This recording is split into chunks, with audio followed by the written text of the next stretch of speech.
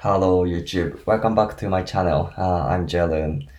Today I'm gonna talk about tips for travels. Maybe it's more close to tactics.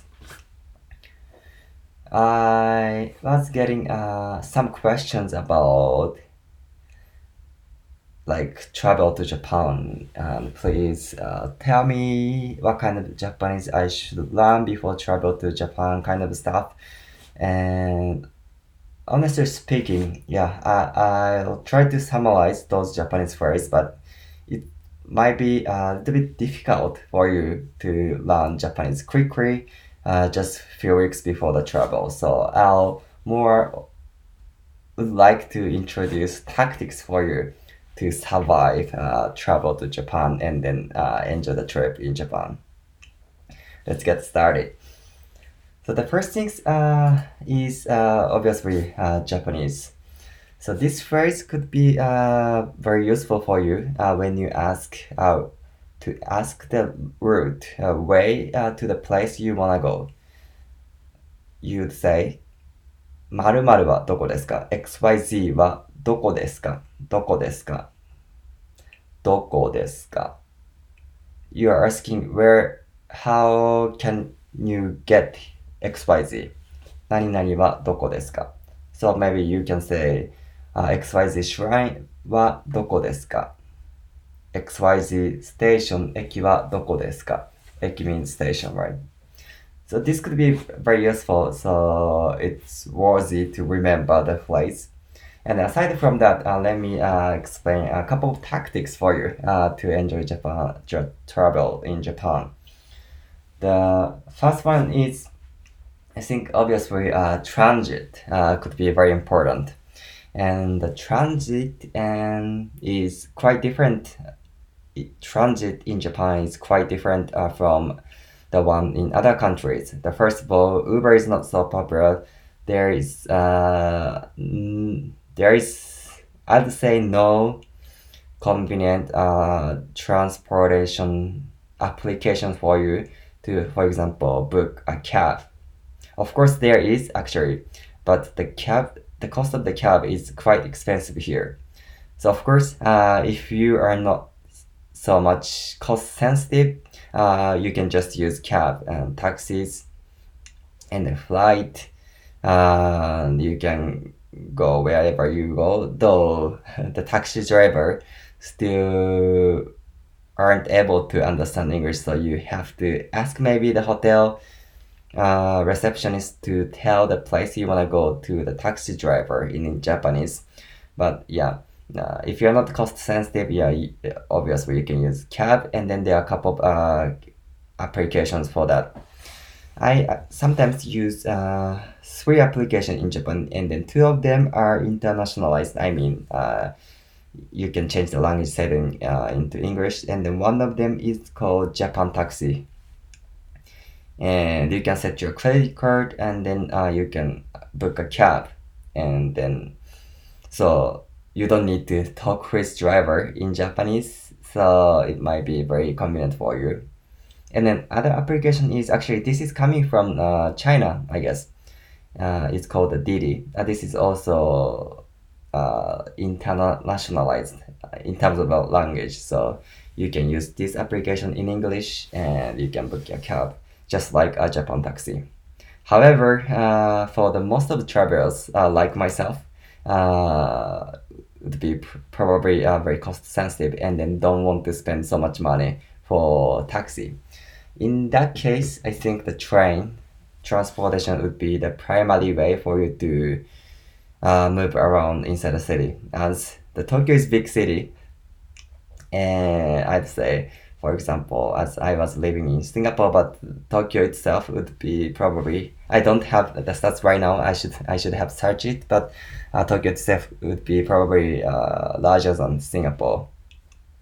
So just moving inside of Tokyo, you need to master or at least know how to get on the train and get off the train at the station you wanna visit.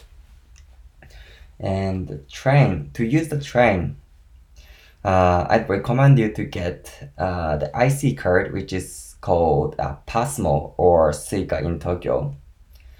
you need to pay 500 Japanese yen for deposit, but when you return the card, you can actually get 500 Japanese yen back.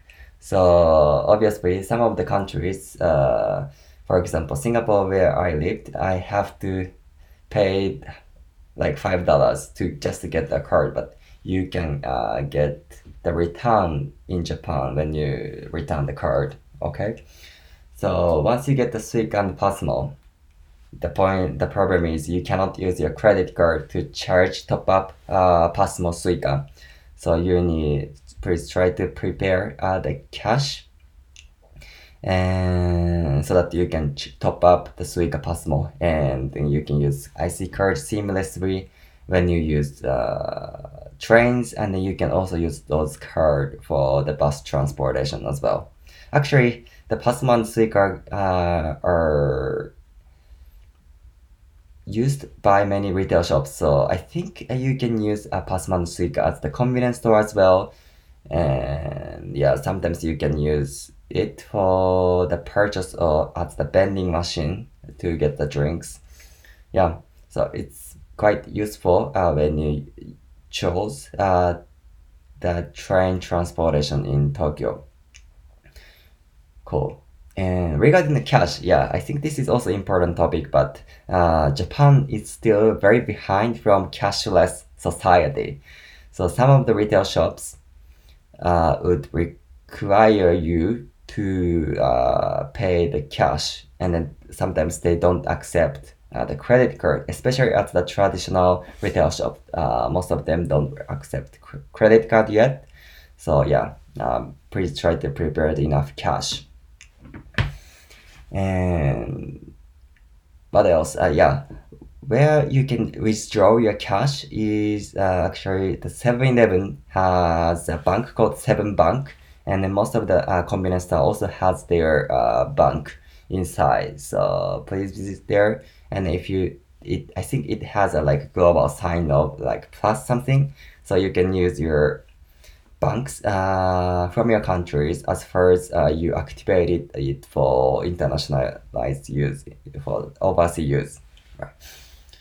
And these days, if you can a little bit understand Japanese, maybe downloading the application called PayPay would be a little bit convenient for you for the local transaction. So the PayPay is owned by SoftBank and then Yahoo Japan, and as they have so many sales reps, actually the PayPay is more prevalent than I think credit card, especially at the local small restaurants. Yeah, so maybe unfortunately I think PayPay is not internationalized. You cannot use it in English, but yeah, if you can understand or you can ask your friends to teach how to set your credit card to the PayPay, and yeah, maybe you can use PayPay in Japan, and that would be very convenient. And the other tools and then tactics is obviously like Google Maps is very convenient in Japan, just like in other countries. And if you want to find out the nice shops, nice restaurants, for example, Google Maps review are also very helpful. I'd say I think it's more helpful than TripAdvisor here. I guess I don't have a stats here, but yeah. So please download the Google app, and maybe before you come to Japan, please bookmark the places you wanna go or search the restaurants you wanna visit, and then you can enjoy the seamless travels without like hustling and getting the pressure of the like Wi-Fi usage, mobile data usage inside the city outside. So yeah, that would be very helpful. And regarding the accommodations, because of the increase of the travelers to Japan, I think making the advance booking is would be very important, especially for the cost sensitive travelers. And I think Airbnb, yeah, Airbnb is not so cheap here. Of course, it depends on the place you will be stay at, but yeah. So maybe you please search the web page called Jalan Rakuten Travel, and I think Booking.com, Expedia are also available here, and made advanced booking. That will be probably very convenient for you. And then also the Oyo, the popular application popular startups, which is providing hotel services, just entered into Japan. So if you are Oyo user, you can book some of the hotels from the Oyo application. Yeah. And what else? Maybe I think I should talk about foods and restaurants, as that's one of my favorite in my life. And that's something most people are looking for when they visit Japan. So foods, you can actually get quite nice foods with very low cost. You don't need to pay extra like pricey. You don't need to choose the restaurant. Of course, you can visit a pricey one, but low cost restaurant also provides really good service and foods. As the restaurant business are very competitive here. For example, you can if you check the menu and if the appetizer is around 500, you can actually get ready. The price standard is quite good, and then you can also get quite good foods by checking the reviews on Google Map and then choosing the right restaurant. Of course, there is not some of the restaurants are not so good, even though when the price is affordable. So please be careful and then please try to check the review on the Google. Yeah. And for the people who have the food restrictions, unfortunately, Japan is not like vegetarian friendly or Muslim friendly that much. Most of the restaurants doesn't separate vegetarian food or halal food from other meals. So I recommend you to search the halal food or vegetarian food beforehand. Maybe vegetarian could be a little bit easier, as much as first you are not so strict about it. Like of course, many restaurants provide vegetables, but they obviously serve meat as well. But if you're not so strict about like cooking environment, that kind of stuff, yeah, most of the restaurant provide vegetable foods, but I cannot say they have a like vegetarian main dish in that restaurant. So yeah, it's better to search it beforehand. I recommend. And then also sushi. I think that's one of my favorite foods, and then I think most of people are quite looking forward to having sushi in Japan. And then obviously going to sushi restaurant, especially the famous one, pricey one, charge a lot of cost. But if you like have certain amount of like fresh fish, I actually recommend you to visit local fish markets or fish retail shop where you can buy like raw fish, and then they often sell the fish for sashimi, which means you can eat those fish by raw without cooking, and then you can just bring it back to the hotel, and then you can enjoy out of like fresh fish there, right? If you go to like sushi restaurant, just eat, just having like one cut of fish, you need to pay like 500, or even at the very low cost rounding sushi restaurants, you need to pay like to the $1, $2. That's I think okay, but the fresh fish is not as fresh as you are expecting. But if you go to the fish retail shops where most of like people go for the home cooking, then you can get like certain amount of fish by just paying like $5, etc., and then you can satisfy yourself, I think.